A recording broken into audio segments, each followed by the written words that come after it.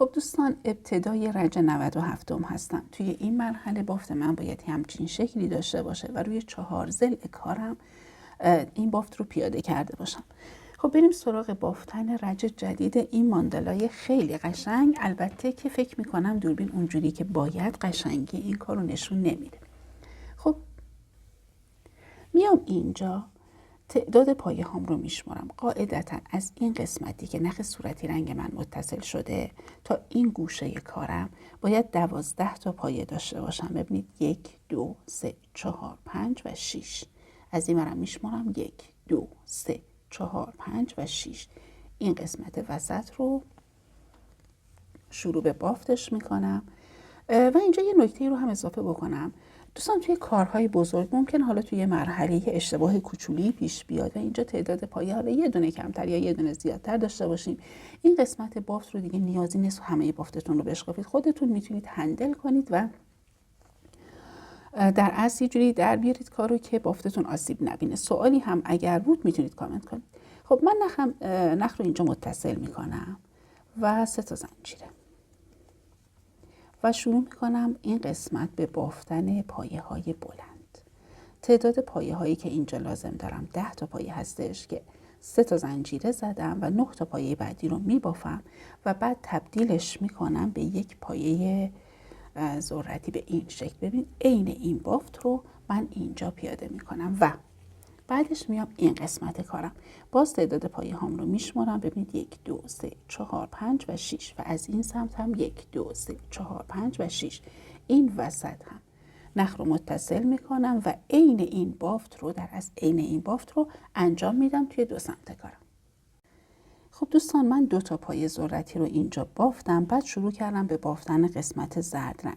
این بافتی که اینجا قراره انجام بدم یک بخشی شبیه این قسمت هستش، اما یه فرقهای جزئی هم داره که در طول بافت توضیح میدم.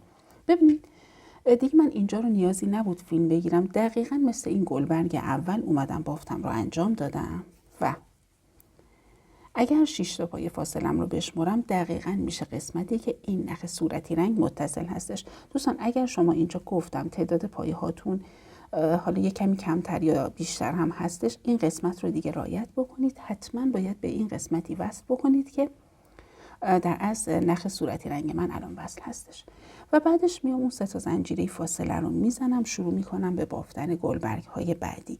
ادامه میدم کارو تا تعداد گلبرگ هام بشه 4 تا. خب من 4 تا گلبرگ رو بافتم. اینجا دیگه نمیام نخم رو به جایی متصل بکنم یا کاتش بکنم.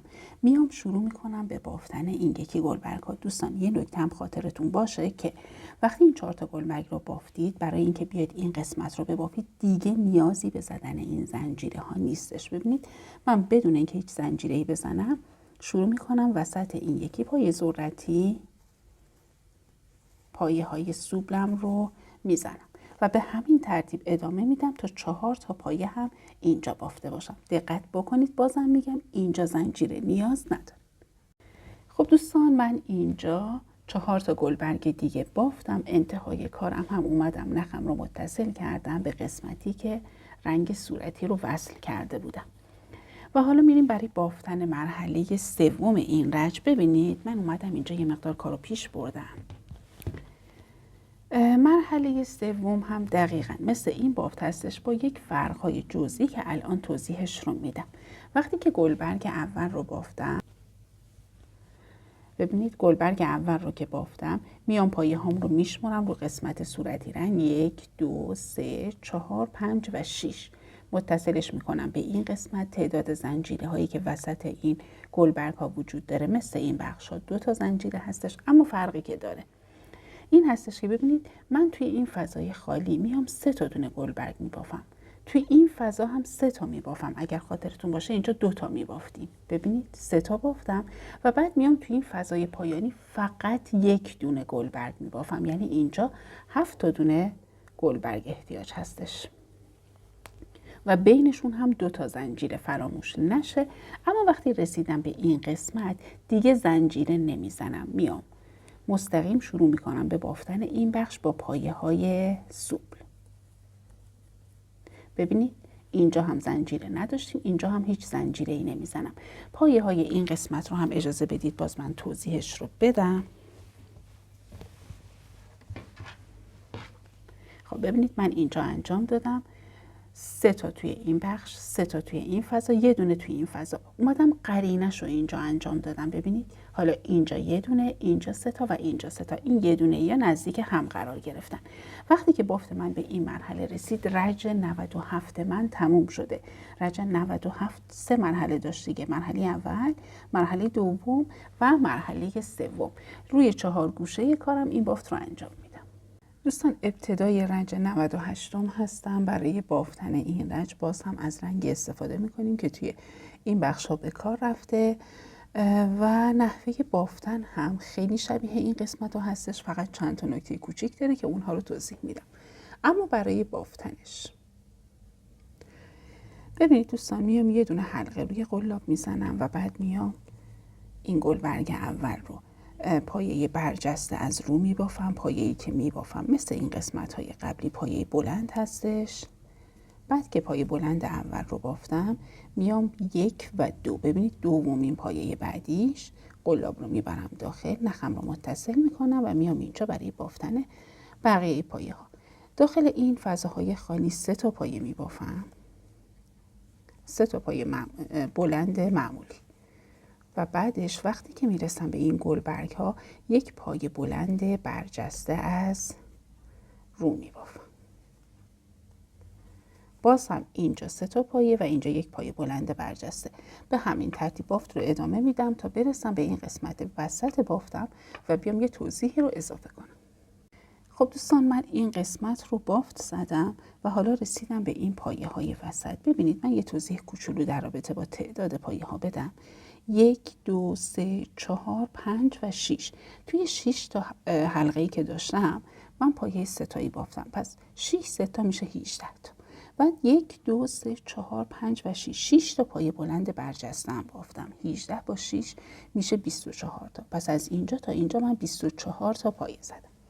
حالا میام این قسمت وسط و این 2 تا پایه رو با هم، این 2 تا گلبرگ رو با هم دیگه میبافم. نخ میگیرم روی قلاب، از زیر هر 2 تاش رد میکنم و مجددا نخ میگیرم و پایه بلند برجستم رو میزنم. پس یه پایه هم این وسط بافتم. حالا میام عین این بخش رو اینجا تکرار میکنم. 24 تا پایه هم تا این قسمت بافت میزنم و میام یه توضیح کوچولو اضافه میکنم. خب من پایه های این بخش رو بافتم. دوستان دقت بکنید که از اینجا که بافتم شروع شد تا انتهای این قسمت از بافت من 49 تا پایه بلند بافتم و برای اتصالش هم اومدم بعد از این قسمتی که نخ قرمز رنگ متصل شده، ببینید 1 و 2 پایه اومدم به سمت چپم و نخ رو متصل کردم و کات کردم. این شده پایان رج 98 و رج بعدی که میشه رج 99 رو من خیلی مختصر بگم. باز اومدم ببینید یه حلقه روی قلاب میزنم، میام اینجایی که نخم متصل شده 1 2 و 3 پایه داخل تن، میام اینجا 1 پایه کوتاه و بعدش میام روی تک تک این 49 تا پایه‌ای که اینجا دارم پایه برجسته میزنم، پایه متوسط برجسته از رو و بافتم رو ادامه میدم تا این قسمت.